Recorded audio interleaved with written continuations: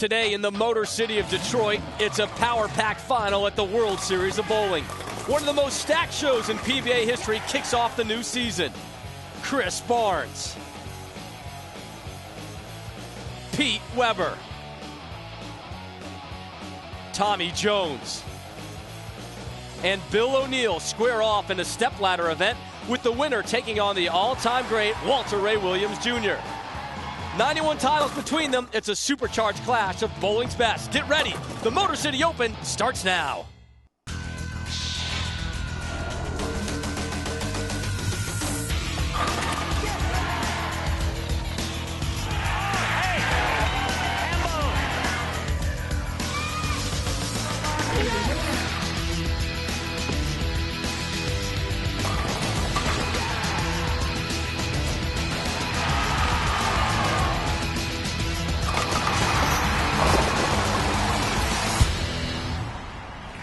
Today, we will crown our first men's titleist of this PBA season. Rob Stone, Randy Peterson, back with you from the inaugural World Series of Bowling. Today, it's the Motor City Championship, and the field, probably the strongest Final Five we've seen on the men's side in years. Yeah, a combined 103 titles and 18 majors for 4 of the 5 finalists. That other finalist, Bill O'Neill, has never won. In fact, he made 7 telecasts last season without a win. So in order for Bill O'Neill to win today, it's kind of like a David and Goliath scenario. He's going to have to beat Tommy Jones, Pete Weber, Chris Barnes, and the great Walter Ray to win his first ever title. The Motor City Open, 103 titles represented today. Your Final 5. The number 5 qualifier made a career-high 7 television shows last year. 4-time All-America at Saginaw Valley State. From Levittown, PA, the real deal, Bill O'Neill. What a season Bill O'Neill had. He ranked in the top 10 in earnings, average, and points. The only thing eluding him, a victory. The number 4 qualifier owns 12 titles, including 2 majors. He bowled a 300 game in the position round to propel himself into this field. 5'6", Player of the Year from Simpsonville, South Carolina, Tommy Jones. Tommy Jones trying to get some love from Bill O'Neill's fiance. Don't think it's going to happen. This former Player of the Year looking to get back on track, pulled a perfect game just to make the telecast. The number 3 qualifier has won 34 titles, including 8 majors. Second in all-time PBA earnings, over $3 million. Hall of Famer, PTW, Pete Weber. The greatest physical game the sport has ever known, but PTW has been struggling as of late on television. Can he right the ship today? The number 2 qualifier waiting in the semifinal match owns 12 titles, including 2 majors. He is the 078 Player of the Year from Double Oak, Texas, Chris Barnes. This former Player of the Year made another run at the Player of the Year honors and came up just a little bit short. In fact, it was a stone 8-pin that kept him from repeating. Can Chris Barnes get off to a hot start today? Let's wait and see. The tournament leader is going for an unprecedented 46th title.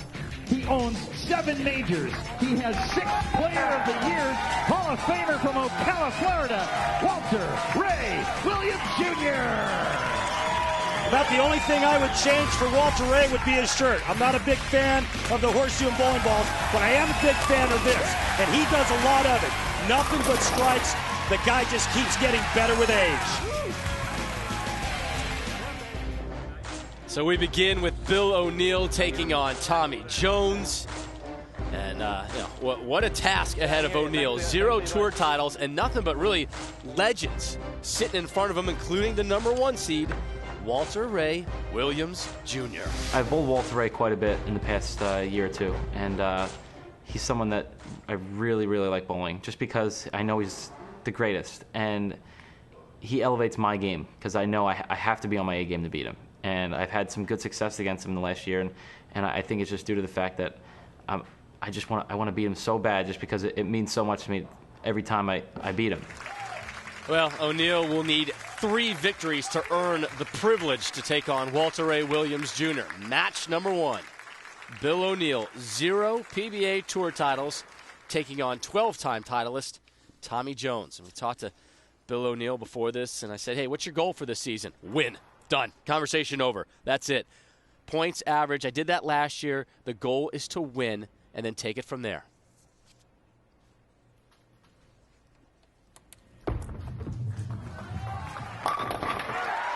Good start to the season, Billy O. He's got a lot of television experience from last season, and he's just now got to somehow exercise those mental demons, get over the hump, and win. Only 300 games rolled this week out here at the Motor City Open. O'Neill and that man, Tommy Jones, with 2 of them.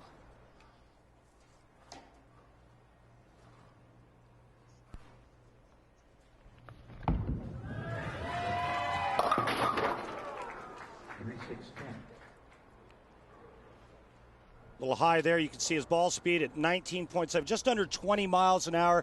The reason for that, a lot of friction on this side of the bowling center. A little older synthetics. Players have to keep the ball speed up to keep it on line. Made just 2 TV appearances last season, did TJ. So Jones starts with an open frame. Here's TJ on, was Walter Ray an idol of yours? No, not really. I mean, I knew who he was, obviously, and it was, you know, he's a legend. But I always wanted to hook it, so for me it was always Roth and Holman and Pete and those guys. But you can't knock Walter. I mean, it doesn't look very good, but he gets it done all the time, and, you know, there's nothing you can say about it. All the young players, they want to emulate Tommy Jones and the big hook guys. But Walter Ray and Norm Duke are making all the money throwing it straight. Again, your CATS number computer-aided tracking system. You'll see speed, location throughout the telecast. Brought to you by the Kegel Training Center. Thanks to Kegel for all those numbers.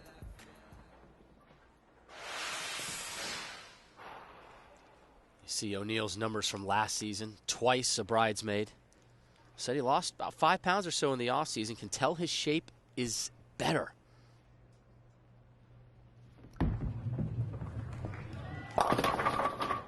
Stamina has upped.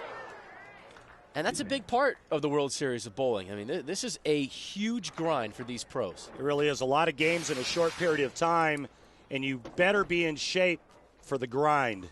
I mean, not only is it a ton of games, but the word from the bowlers so far is that these oil patterns have been tweaked just enough to make things that much more challenging.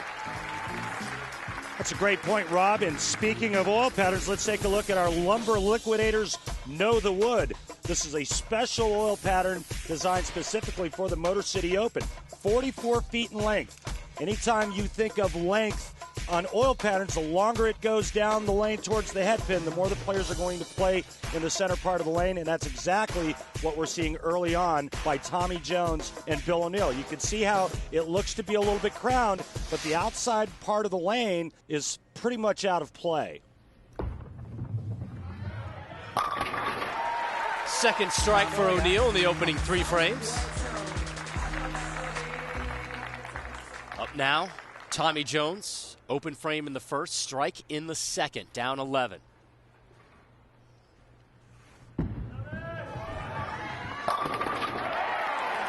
Back-to-back jacks for TJ, and man, what a crazy position round Friday night over at Taylor Lanes. Walter Ray Williams Jr., Chris Barnes tied going into the position round. Walter Ray won, so he's the top seed.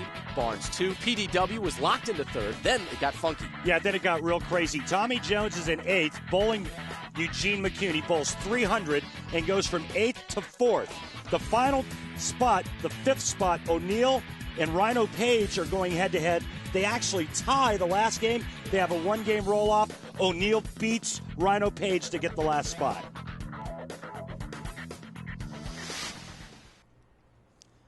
So now we begin the 4th. Tommy Jones working on a pair of strikes. Oof, 2-4-8. 2-4-8. That's pretty good. Well, judging by that reaction, he really liked that shot. You can see it was only 0.2 of a mile an hour faster. Normally when a professional likes it off his hand, it's a good shot. Right now, Tommy Jones has to decipher the oil pattern in front of him.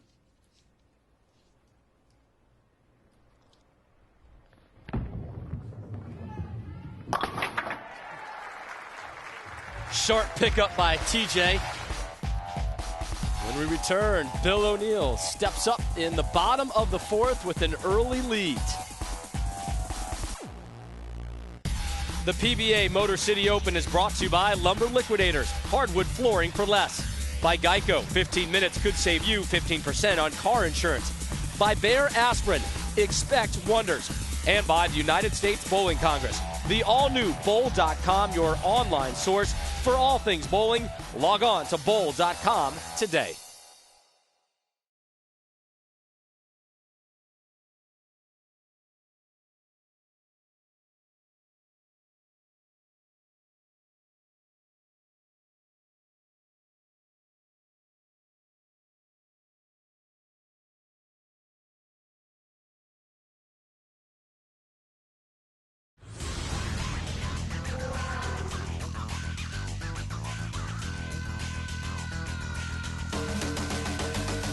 Rob Stone, Randy Peterson, welcoming you back to match number 1 of the Motor City Open.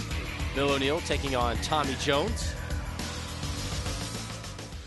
We pick this up. O'Neill, bottom of the 6th, up 14.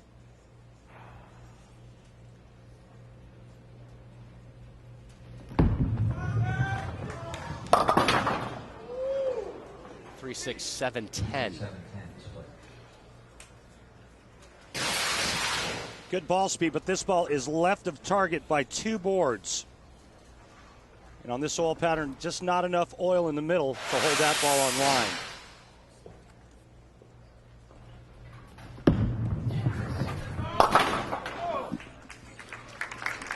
Open frame for O'Neill while we were gone. This is Bill in the 4th. He went 9 spare and then 8 spare in the 5th.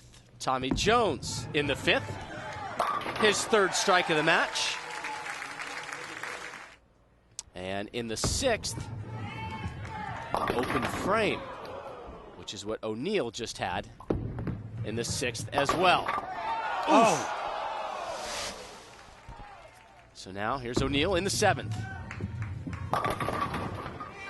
Oh, the late tap! A little leaner. Show that python. Show that python, Billy.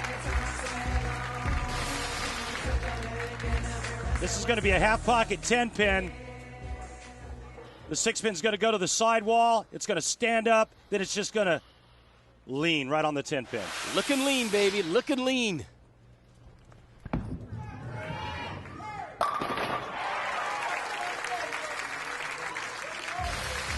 Fourth strike of this match for Jones. Well, there's Tommy Jones' 7th frame. And this is what he's done on the right lane. This is a lane that he's been very successful on. You see about the 24th board. But this is the trouble lane, the left lane. You can see he's playing it much wider than he is on the right lane. A good 2 boards at the arrows and a good 3 boards down the lane.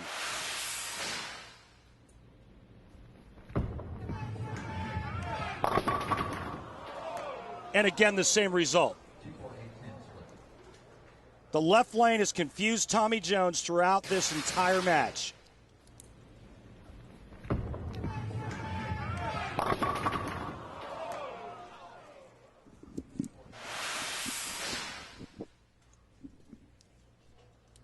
So just like that, Jones staring his 2nd open frame in the last 3 frames he's bowled.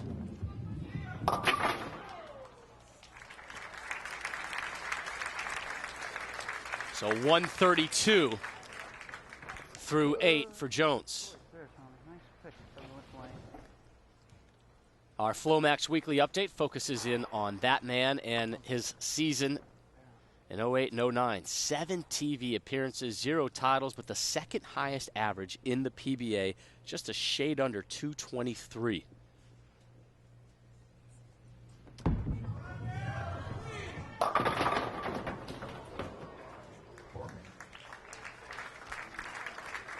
Well, Bill O'Neill, with just a slim lead, the last thing that he wants to see is a big split. Gets very fortunate there to only leave the 4-pin. A spare here, he will remain 10 pins ahead of Tommy Jones.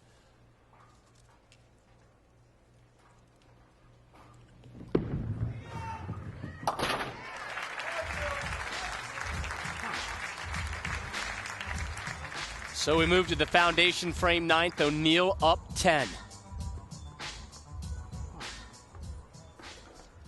O'Neal telling me he's been working out with the trainer this offseason, working on his core and leg strength, getting better shape. And I said, hey, man, is it for the bowling or is it to get into the wedding tuxedo, right? He's getting married to that young lady, Christy White, coming up May of next year. I said, a little both.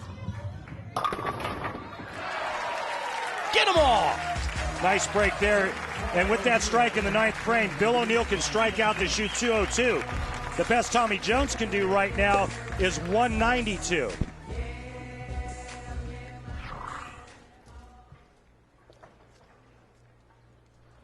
O'Neal has struggled the last 3 frames, but it's been on the left lane. Here he is on the right lane in the ninth.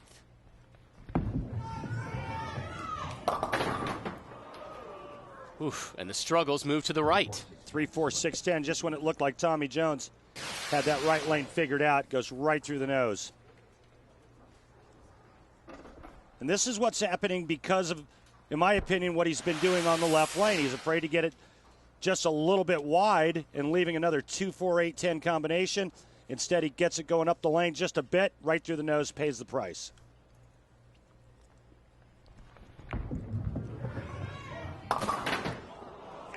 Back-to-back open frames. You don't see that very often, no. Taking the 6-spin out of the 3-6-10.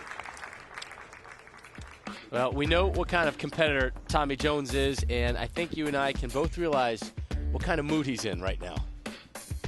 It doesn't matter what we do. We can play jacks, we can play PlayStation, we can play cards, we can play cornhole. It doesn't matter. I don't want to lose.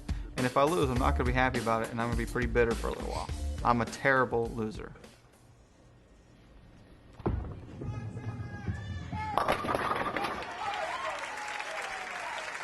Well, maybe too little too late for Tommy Jones. He makes a ball change here in the 10th frame. Oh, boy. Not a whole lot he can do about it now. Bill O'Neal, Have no chance. with any markers in the 180s, Tommy Jones can only shoot 169. Very unusual grip. He puts his thumb in first, kind of corkscrews it in there, puts his fingers in last.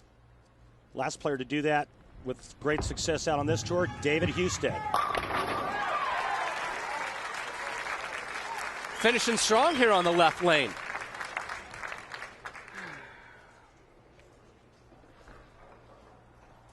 O'Neal in great position to move on to take on Pete Weber in our next match, the 3 seed.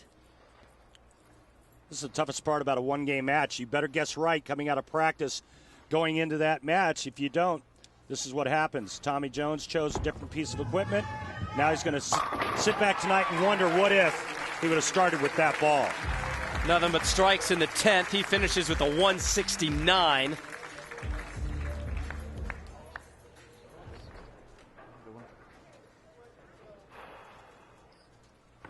O'Neal needs 9 for the win.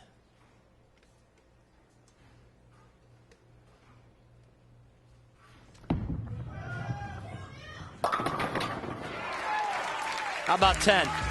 Winner, winner, chicken dinner.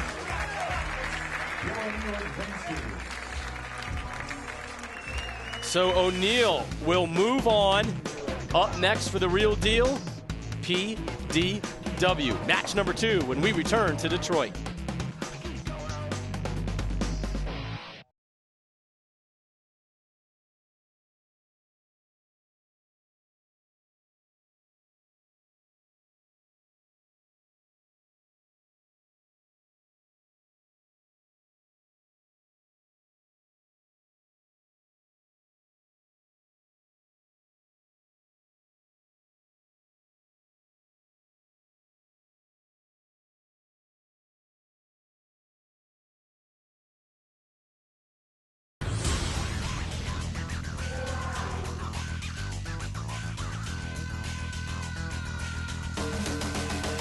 We welcome you back to ESPN's continuing coverage of the Motor City Open.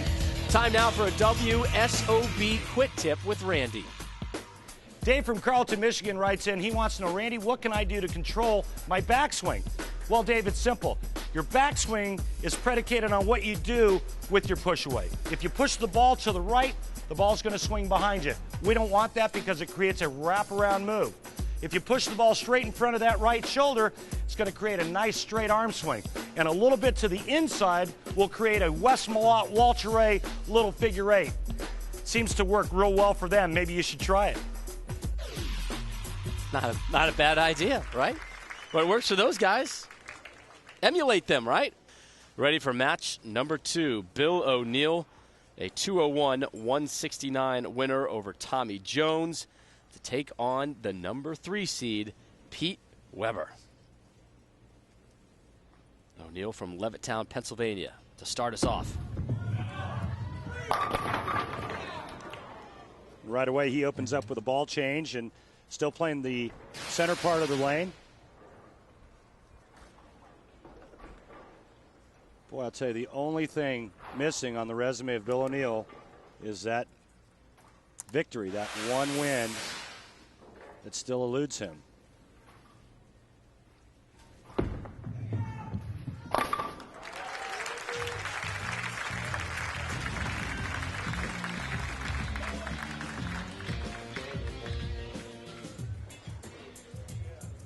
And speaking of backswings, yeah, here comes Pete Weber and his 34 Lumber Liquidator PBA Tour titles. The native of St. Anne, Missouri, PDW, trademark shades on. He's just a couple years away from that senior tour as well. Maybe him and Walter Ray can start teaming up again out there.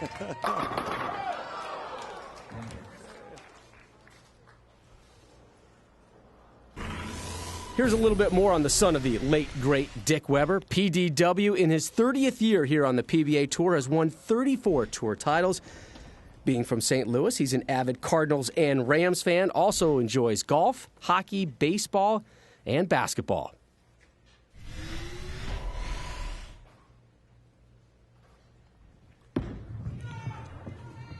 So both O'Neill and Weber drop the 10-pin to pick up a 9 spare in the first frame. And we want to remind you, next Sunday, 1 Eastern on ESPN, it is the Cheetah Show, and we're presenting it in a documentary-type fashion, taking behind the scenes through the whole tournament, where the guys are, what they're doing in the downtime, hearing from them after the match. Really a fascinating show you're going to want to watch as we begin the second. and right there you can really see the difference between the right and left lane. Pete Weber using 2 different bowling balls.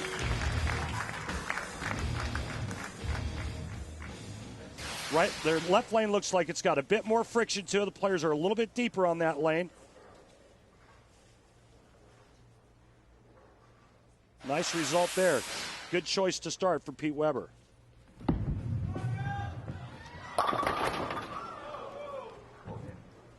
O'Neill leaves the 4-pin.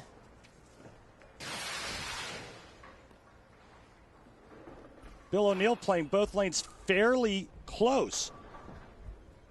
22nd, almost the 23rd board on the left lane.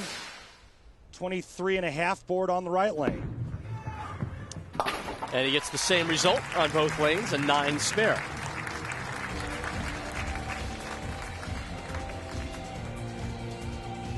O'Neill, a 4-time first-team All-American in Michigan at Saginaw Valley State University. 3-time Bowling Writers Association of America Collegiate Bowler of the Year. And you saw him take down Tommy Jones in match number 1. 5 seed trying to get all the way to the title match to take on Walter Ray Williams Jr. That'll help. Almost 20 miles an hour. I think it's important to point out again that all the qualifying was done at Taylor Lanes. The TV show was then moved to Thunderbowl. Even though they're putting down the same oil pattern, it's being put down on 2 different surfaces. So the players do have to make adjustments coming into TV day. Weber's made an adjustment, and he did it early, using 2 different balls.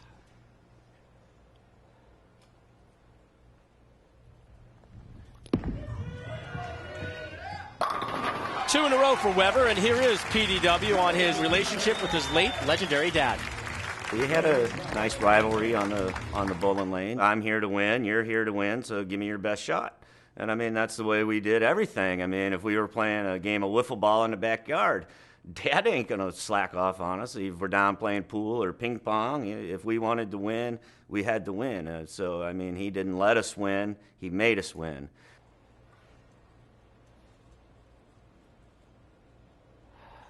According to PDW, he was 28-2 versus his old man. Pretty good record against Dick Weber. 3 in a row for Weber now. So PDW up 21 on the real deal, Bill O'Neill. Can he maintain it? Match number 2 continues when we return to Detroit.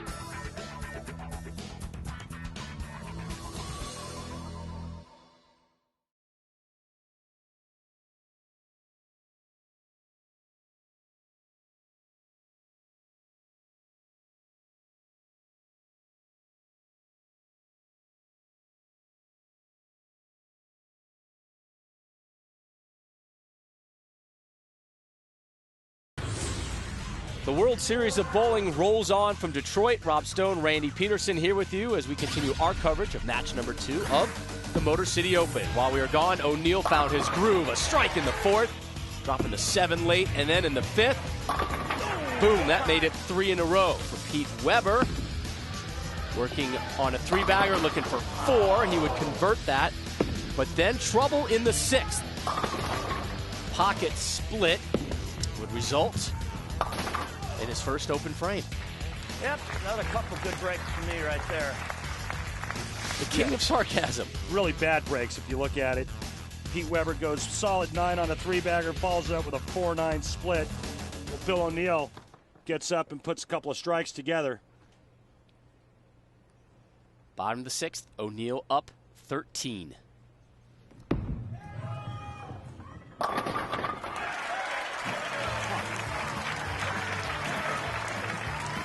Four-bagger. Sorry, Rob, what did you say? 4-bagger? Right? Okay, That's good, call, right? Good call. Hey, let's take a look at how Bill O'Neill's playing the lanes here. About the 24th board at the arrows. Ball speed at around 19.5 miles an hour. You can see what kind of angle he's playing. Better have some hand to get it back playing those lines there. Now they're calling Yahtzee. I love Where it. do they get I this love stuff it. from? I've brainwashed these people. They're fantastic. I love Detroit. So a 10-pin shy of Yahtzee.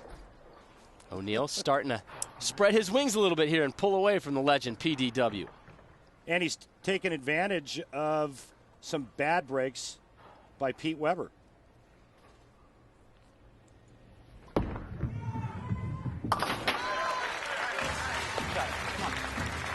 Make it go one. Come on. Let's see if Pete can rebound from the last 2 shots where he went solid 9, pocket 4-9 on a 3-bagger. He's not out of this match. He still has a 7th, 8th, 9th, and 10th to get back. If he strikes out, he can shoot 246. This is the second time in his 30-year career he made the TV show in the first tournament of the year. So he has to be upbeat that he's getting off to a good start, although he's struggling right now.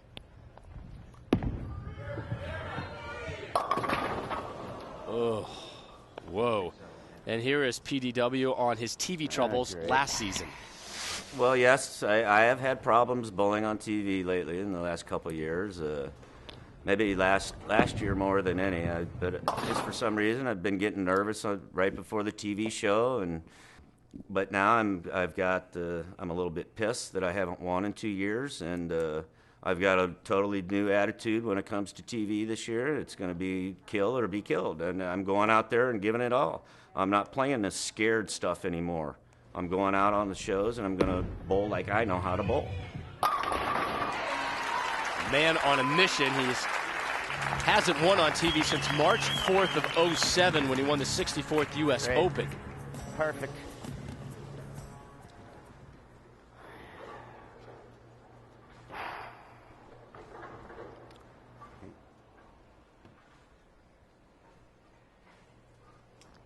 See if Bill O'Neill can now take advantage of another open frame by Pete Weber in the 7th. Bang! Pretty shot there. 5th strike of this match for the real deal. Check out the form of Bill O'Neill from floor level. A perfect result. Trying to continue from that 5 seed spot is O'Neill. And that'll help. So 2 in a row as he sits down to watch Weber in the 9th. You want to talk about some sick ball speed numbers for Bill O'Neill? How about 6th, 7th, and 8th and 9th frame?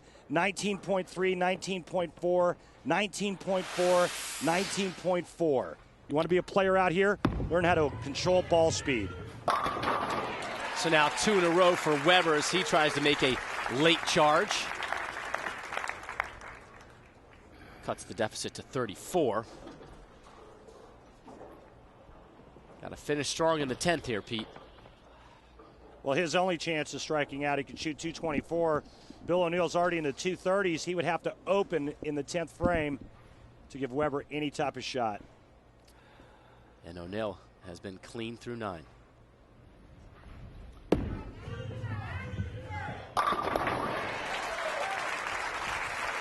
There's a 3-bagger for Weber.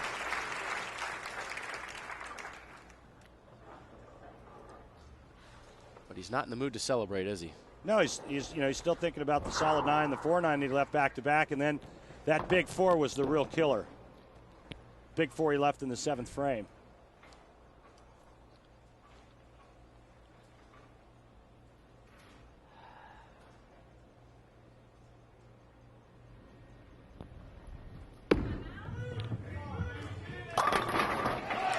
Now he gets dialed in. Show up.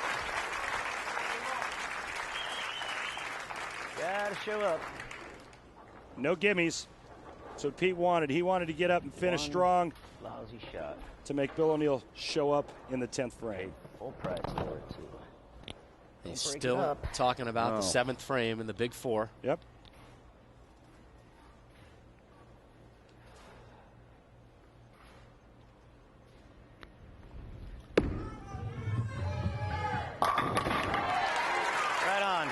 Closes with 5 in a row to conclude One bad shot. match 2 with a 224. One bad shot.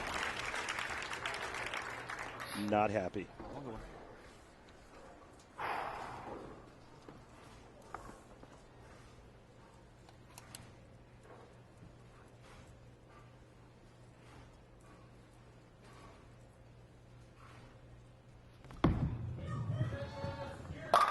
Boom! Guy's an animal. And that is all she wrote. So O'Neill with the victory over Pete Weber, waiting in the wings. 2 years ago, it just happened to be Player of the Year, Chris Barnes. It will not be an easy task, the winner, to take on Walter Ray Williams Jr.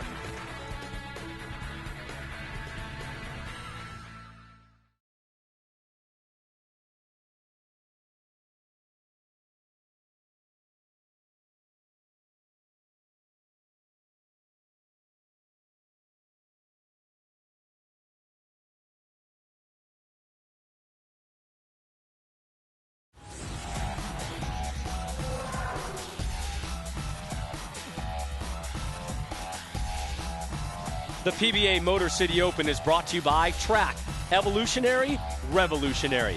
By Columbia, Columbia bowls the world over. By Atonic, visit atonic.com/bowl. And by Barbasol, enjoy the rush, America. New Barbasol, Pacific Rush Shaving Cream.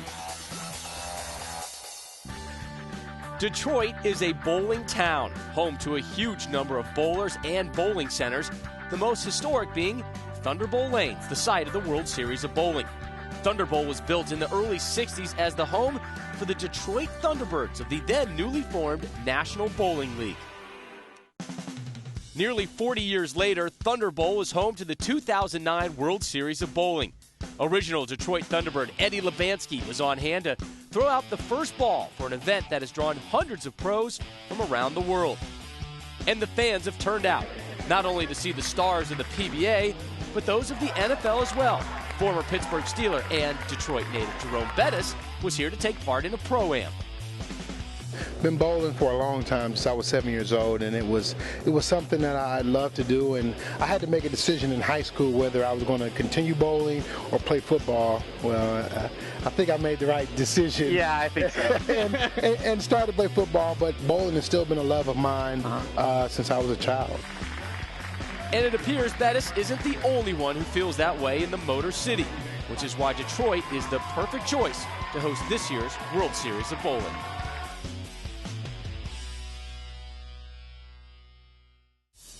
The PBA Versatility Swing continues next week. The winners of all the animal pattern shows will qualify for the PBA Experience Showdown, presented by Bowl.com, and you can see it on ESPN next spring, April 11th. Cheetah, Viper, Chameleon, Scorpion, and Shark. When we return, it is our semifinal showdown. The real deal, Bill O'Neill still trying to find his first tour title, taking on Chris Barnes. And for the first time ever in PBA history, we're going to introduce the inside angle during competition where we can talk to the players directly. Today, that person will be Chris Barnes.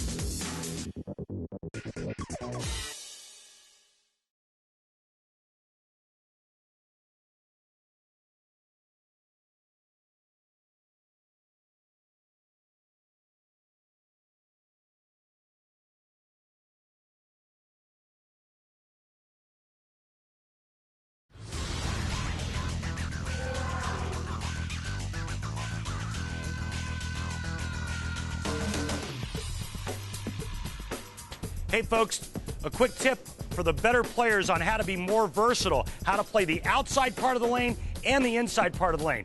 Try this.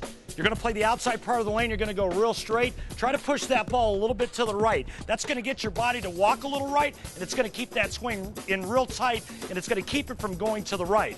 Now, when you move to the inside part of the lane and you're really trying to throw the big rainbow, what you want to do is push that ball in, have that arm swing come out away from you. That's going to force the feet to walk a bit left. You're going to create a little bit of a figure eight, and you're going to be able to hook the entire lane.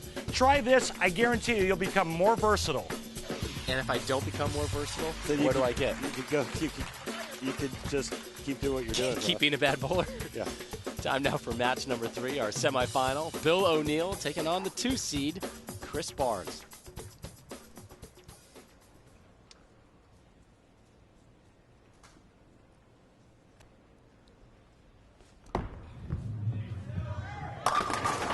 Oh, the late kick. O'Neill a 201-169 winner over Tommy Jones. And then in the last match, he had 8 strikes, 2 sets of ham bones, and a 257-224 win over Pete Weber. 2 4-baggers? I said 2 ham bones, didn't I? 2 4-baggers? Yep, 2 ham bones it was. Here's Barnes in the first. Hook. Whoa. Missing the head pin.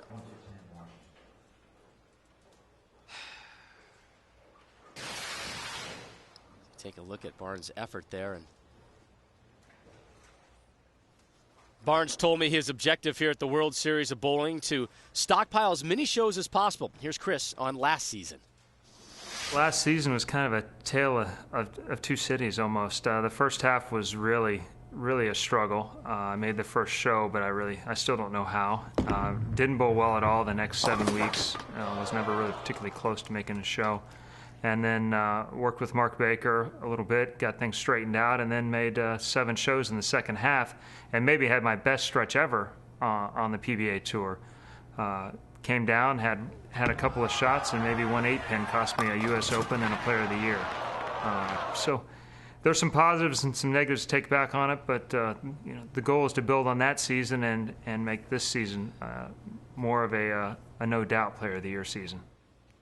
Made 8 telecasts last season, tied with Wes Malott for the tour lead. Malott, your Player of the Year.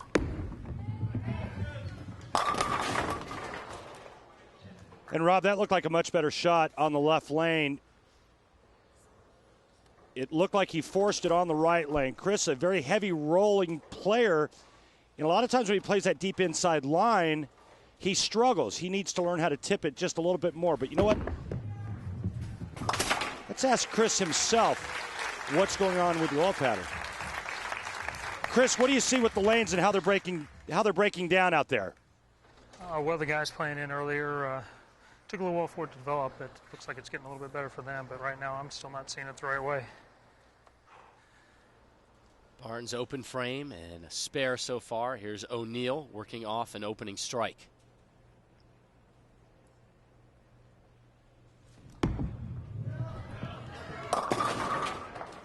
Come on, stay aggressive. Jesus.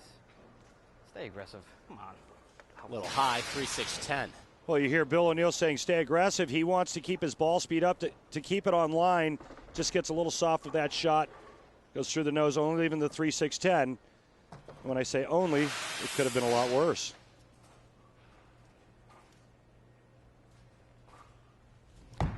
Oh, God. Didn't like it. Takes care of the 3, leaves the 6-10. We saw Tommy Jones miss that exact same spare in the first match against Bill O'Neal.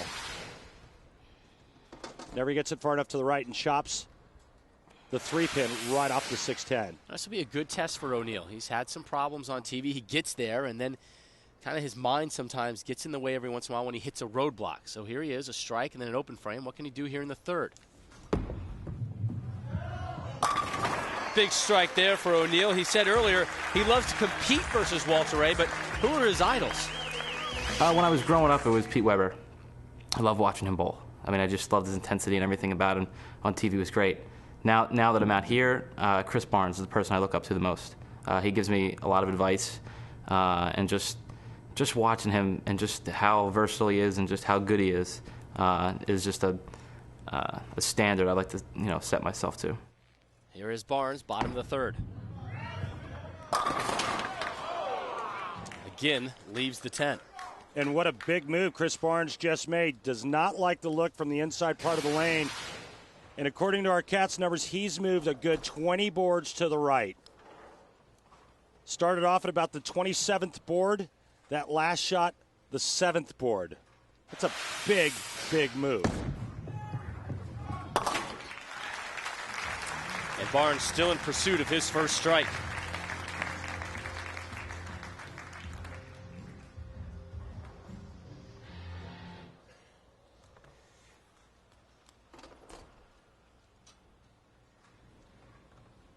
Said he spent the offseason working a lot on some balance issues, some physical triggers that have gotten in his way in some of those TV shows.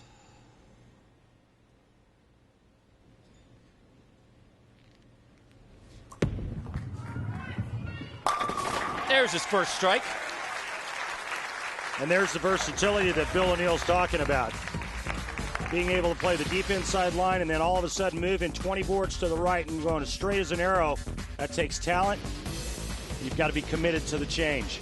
So Barnes gets his first strike and pulls himself back into this match. The conclusion of our semifinal tilt between O'Neal and Barnes when we return to Detroit.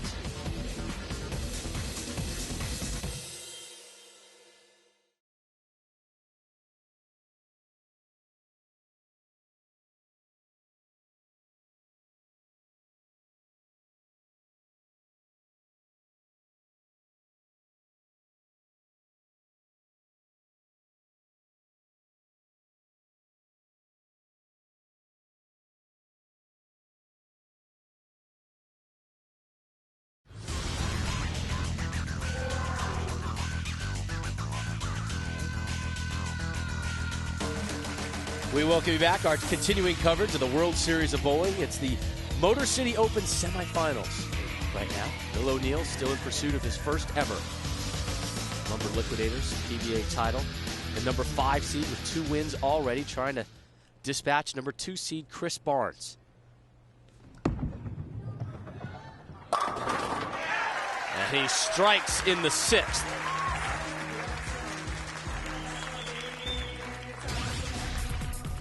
While we were paying bills, O'Neal, an open frame in the 4th. And then in the 5th, leaves the 10-pin, single pin spare, steps up and picks that. Oh, no, he didn't. Can't give Chris Barnes an opening like that. Here is Barnes in the 5th. Guess what he did? he had an open frame as well. In the 6th, he bounced back with a 9 spare. So both guys below where they figured they would be. But again, Randy, we've talked, these oil patterns have been kind of ratcheted up a couple levels. And there's the adjustment for Bill O'Neill, going to a different bowling ball and backing up the 2 open frames with a double. Take a look at the numbers for Bill O'Neill from match number 1 to match number 2. You can see that he's trying to stay in the general vicinity in between 4th and 5th arrow. And what he's done is he's just changed equipment. Keeping the ball speed up, changing equipment, keeping that same line. Strike for Barnes, just his 2nd of the match, and Barnes widely considered to be the best bowler in the world. Well, it's flattering if guys think that I'm the best player in the world. Shockingly, they don't really tell me that. But, you know, I've worked hard, and I've followed in the footsteps of the guys in front of me. It's been pretty obvious since I came on tour that versatility is a big key to being successful. And so whether you watch the Norm Dukes, the Walter Rays, the guys that have been successful for 20 years do a lot of different things. And so each year I just try and pick up something that one of these guys does a lot better than I do and try and get better at it. Yes! Back-to-back jacks. Barnes telling me earlier his goals for the season, 4 wins, and I love this, the No Doubt Player of the Year award. Let's take a look at the big move that Chris Barnes made early on. I mean, if you look at his laydown in the first frame, his laydown was at the 37.5 board. Remember, there's only 39 boards on the lane. He went from that to laying the ball down at the 10th board. Gigantic move. Uno, dos, tres for O'Neill.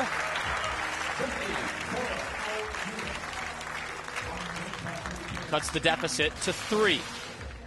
O'Neill hanging around. Again, there's that ball change, staying in, playing that deep inside line that he's comfortable with, that he's had success with all day. Looking to take the lead right here in the 9th frame. Looking for a 4-bagger. You see what the 2 can max out at. You just hit me. Hard.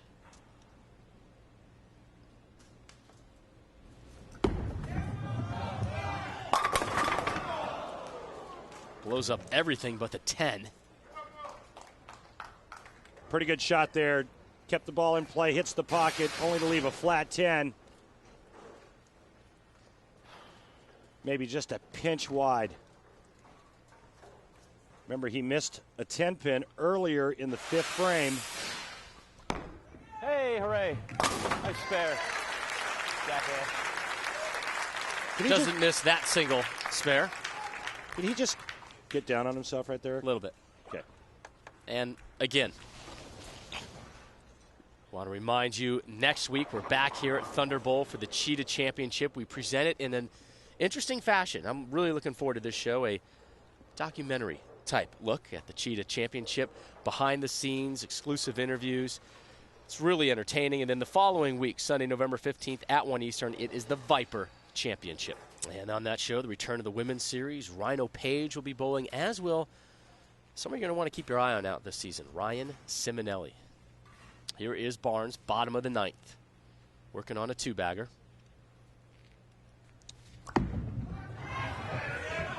Shaking your head right away, weren't you? Well, it looked left out of his hand the whole way, and so sensitive out that part of the lane. I mean, that's no man's land, and you better be accurate. A nice break there, only leaving the 3-pin. But Chris Barnes had a chance right there to put Bill O'Neill away. Let's see if he lets him off the hook. Flawless on single-pin spares this week, and that continues. So the 3 of them over the course of the last 3 frames have been identical. Strike, strike, 9 spare. All right, here's the situation. Chris Barnes leading by 3 can strike out in the 10th frame and shut out Bill O'Neill. Anything less, Bill O'Neill can get up in the 10th and win.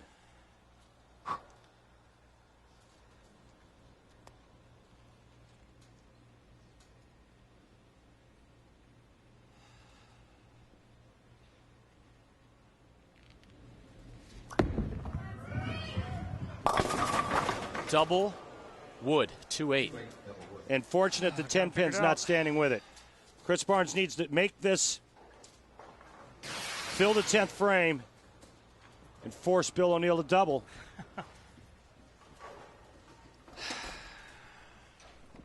It's amazing in one game how you take two players that shot 257 and 223, and that was O'Neill and Pete Weber, and all of a sudden players are struggling to shoot 200, and that's just all about oil transitioning and the oil pattern just breaking down.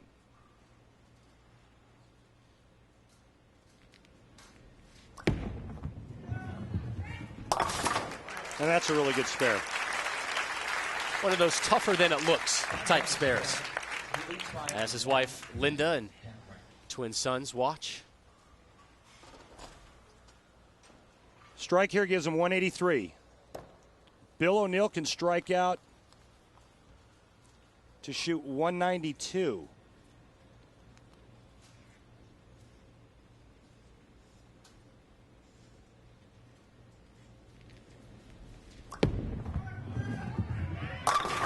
.183 it is for your 2-seed. Chris Barnes does not like it. Well, that's a big shot, too, on his fill shot, because now that forces Bill O'Neill to double, because Bill O'Neill's down in count.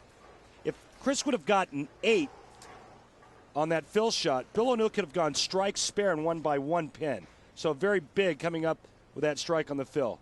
O'Neill needs 2 and 2 to win.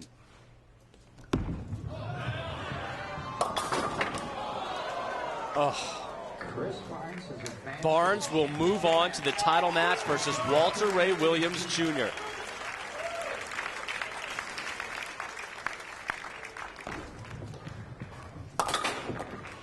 So O'Neill rolls out in the 10th. Chris Barnes, a huge move you made from the first frame to the third frame. Why the gutsy move to move 20 boards to the right? Well, it was probably pretty big for me. I didn't have a whole lot from in there. Obviously, Bill didn't have much either. The right lane hook's a lot earlier. The left lane's tighter.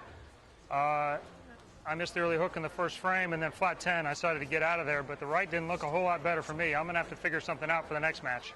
Chris, we appreciate your time. Thank you. And it sets up a dream final to fire up the PBA season. Walter Ray Williams Jr. versus Chris Barnes for the third time in a televised final.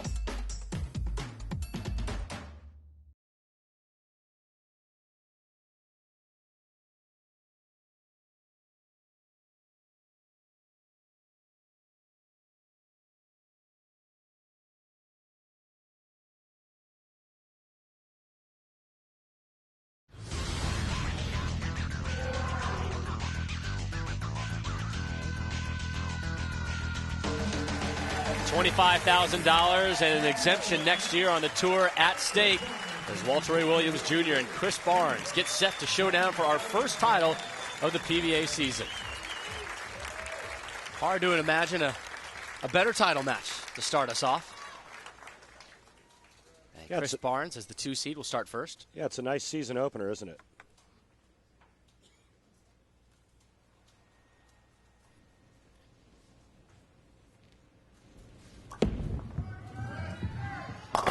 And yet another adjustment to start this match. And Chris Barnes, what adjustment did you make from the last match to the title match? I got I got a full swing with some surface on it. It pins in the middle of my grip, so it evens it out so I can throw it right a little bit faster. Hopefully it creates a little bit of hold for me. Thank you, Chris.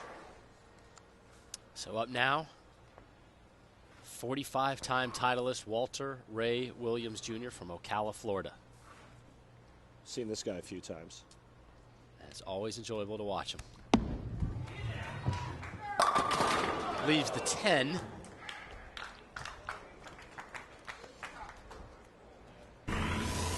Time for a little bit more now on Walter Ray Williams Jr., the 6-time PBA Player of the Year, WRWJ, also a 6-time World Horseshoe Pitching Champion, even has a brand of horseshoes named after him called Deadeye. And Deadeye turned 50 on October 6th.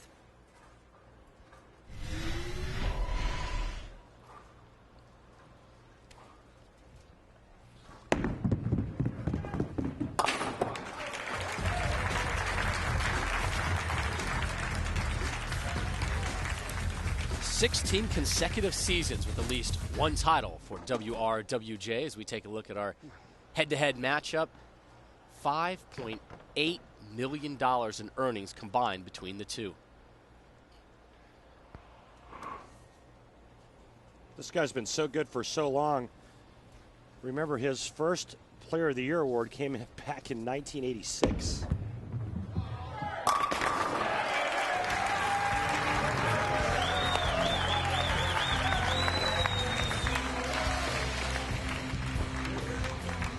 And right now, he's playing his bread and butter line to the pocket. The spare strike to open up for Walter Ray. Barnes working off a strike in the first.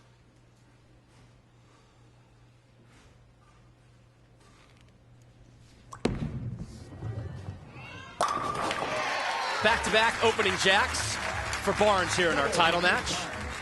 And the PBA is teaming up with Chris Barnes as well in support of the Juvenile Diabetes Research Foundation. And now you can help this great cause. Head to PBA.com, click on the shop tab, and purchase a PBA towel.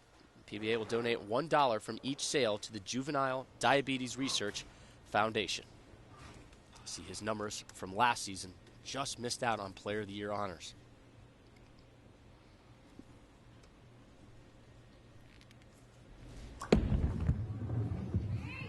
Yes! Just a tremendous adjustment from the last match against Bill O'Neill to this match. He kind of got in between where he started, where he finished, made the right ball change, and he's throwing great shots. So Barnes opens up with the triple. Spare strike so far for that man. Oh, boy. God, it was horrible. Wow. That was well pulled. Left of target, had no chance of holding its line. Right. See what Walter Ray did in match play as he defeated Chris Barnes in the position round to claim the #1 spot. Walter Ray turned 50 on October 6th, and age not an obstacle for that man. I'm the oldest exempt player on tour now, and I'm still pretty competitive. And being the career money leader, winner, and all that is great. But I'm still trying to win titles and bowl well out here, bowling with these younger guys, and keeps me on my toes. And hopefully, I keep them on their toes. Well, his daughter Rebecca Lynn helps keep him on his toes as well. Better, come on. Like that one, the second strike of the match. 20 pins separate these two massive talents in the PBA. Our conclusion of the Motor City Open when we return to Detroit. Barnes with an early lead over Walter Ray.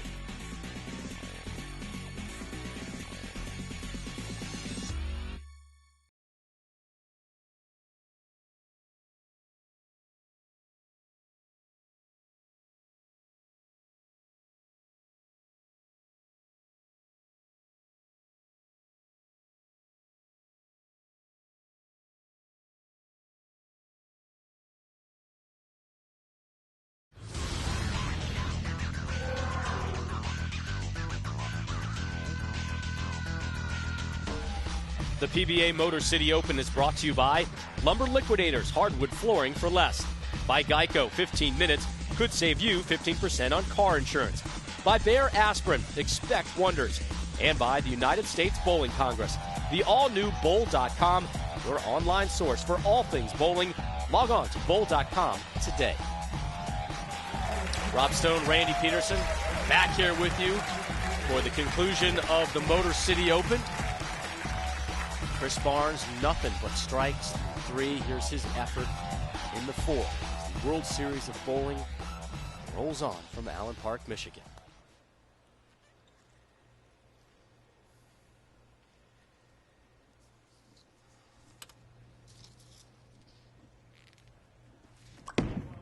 Hook a lot.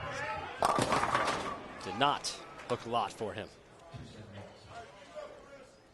That shot there looked like he got started a little quick, and he just kind of flamed it right through the break point.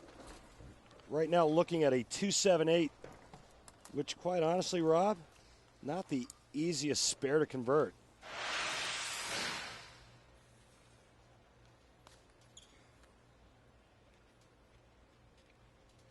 Taking his time with this one.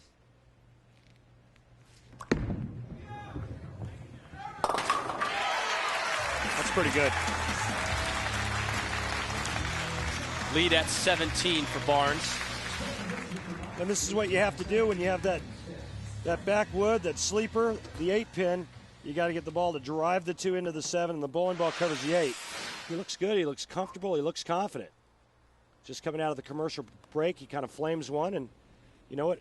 On the scoreboard, it looks like 7 spare.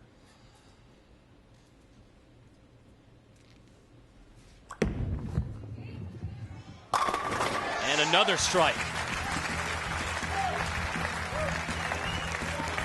So 4 strikes through 5 frames for Barnes as he takes a seat. This is pretty good here. Notice how it doesn't go quite as far to the right. Better hand, better result.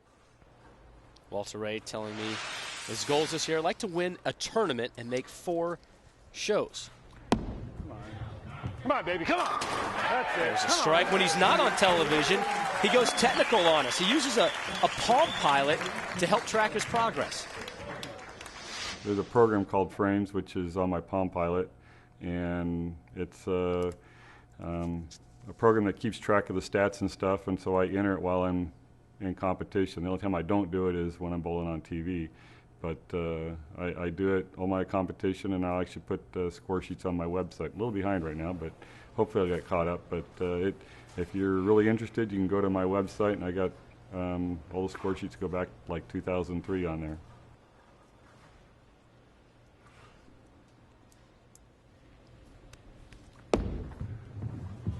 Come on, baby, yeah! Hard to believe he would have enough time to do that.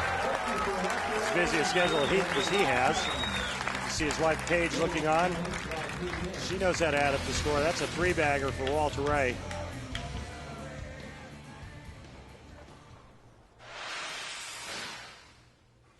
So Barnes, his lead now cut to 3 in the bottom of the 6th.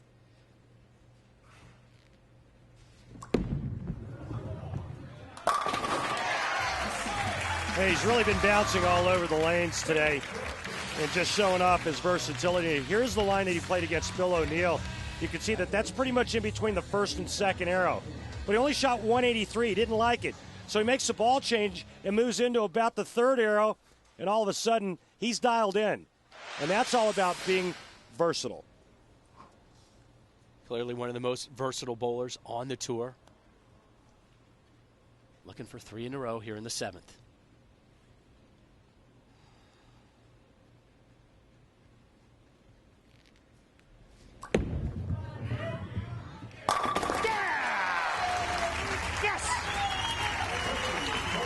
I think he liked that one. He got it a little bit wide, and it made the turn and kicks the 10 out.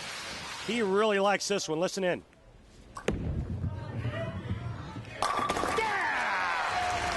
Yes! So now Walter Ray will try and match him with a 3-bagger. Scratch that. Make this a potential ham bone for Walter Ray. Oh, get right, get right, get right. Didn't like it. Thank you. Ham bone! I'm sorry, it's Walter Ray. 4-bagger. There you go. He doesn't like that. Hey, next Sunday, 1 o'clock. How about an inside look into the Cheetah Championship? Almost like a documentary. Couldn't have said it better myself. Really good stuff. Our crew has been working. I don't even want to know the man hours they have put into that show. So as a bowling fan, you are obligated to like the show. That's right. We're calling you out. And the Viper Championship coming your way Sunday, November 15th. Also from here in the Thunderbowl in Allen Park, Michigan. Walter Ray Williams Jr. in the 8th. Yes! Drop that nickel. Boy, this 5-bagger couldn't have come at a better time. Walter Ray takes the lead by 3. Chris Barnes steps up in the 8th frame. He's working on a 3-bagger. We've got a great match.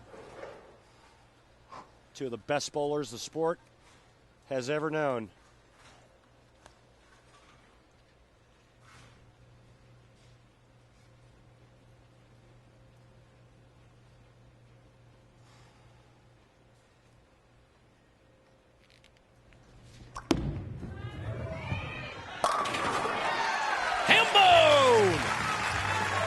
Now, no emotion after throwing that four-bagger either. He knows what's on the line. Chris Barnes gets up and just absolutely pures this one. He could strike out for 277, and there's nothing Walter Ray can do about it. Right now, biggest shot of the match, 9th frame, working on 4 in a row. Can extend his lead to 17 and set up the 10th frame.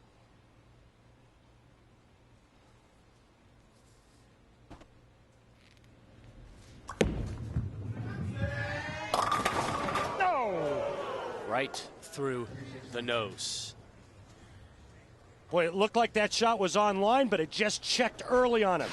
He may have grabbed it just a little bit at the bottom, but watch the ball. It doesn't push far enough to the right, and it goes right through the nose, leaving the 3.6910.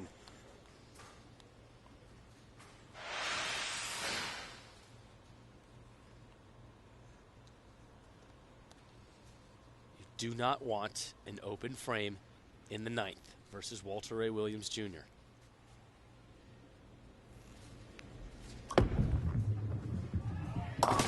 Oh. And it's what Barnes hands off to WRWJ, missing the 10. Really?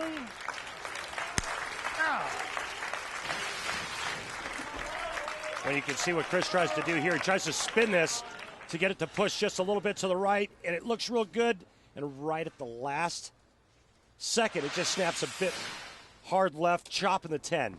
Now Walter Ray firmly in the driver's seat, leads by 9, working on a 5-bagger. Hey, baby, come on. Will not be 6. But I think that's one of the things that has made him so great throughout his career is when he gets an opening from his opponent, he just steps on their throats and really puts the pressure on him. He threw a great shot there. Look at the disappointment in leaving the ring in 10. I was talking with Rhino Page earlier this tournament, saying how he loves how the vets will always give that disgusted look when they throw a ball. How is that not a strike? And that was a classic one from Walter Ray. He thought he had all 10.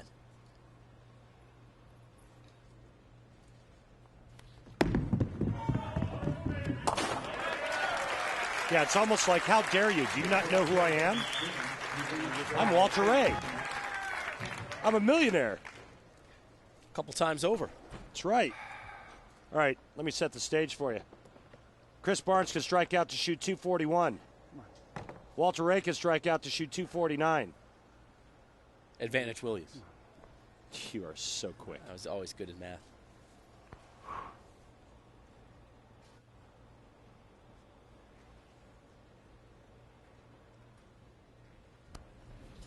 Oh, come on. Hold, baby, hold.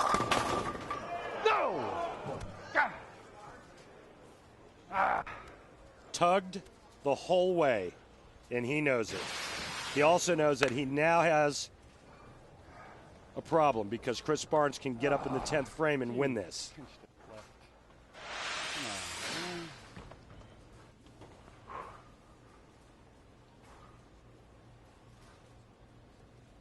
Needs to pick this one up, though. And he does. Walter Ray doesn't miss it. I've seen it before. Yeah, how many times? Remember? Well, yeah, we saw it in the summer series, and one time. I think I lost my bladder and my larynx. I know it doesn't happen, but hey man, these things stumble on you every once in a while. Final shot in the 10th for Walter Ray. Yeah, don't throw it like that. Gets them all to drop. So he will watch Barnes try and top his 238. Barnes needs a double and 8. Anything less, Walter Ray wins sitting on the bench.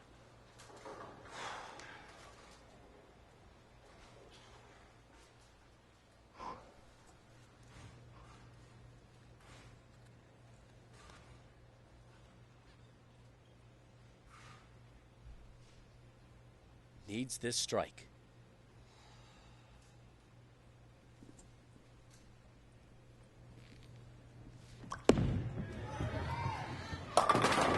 And doesn't get the 7. D for done. Another title for the Legends.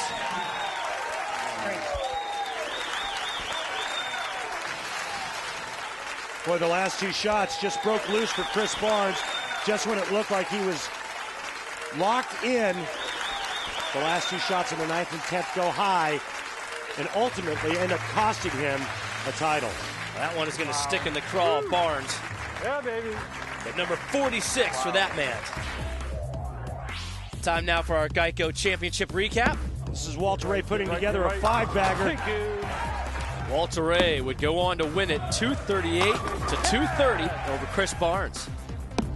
Barnes had the opportunity to close out in the 10th, needing a strike on the first shot. It's not. So Walter Ray Williams Jr.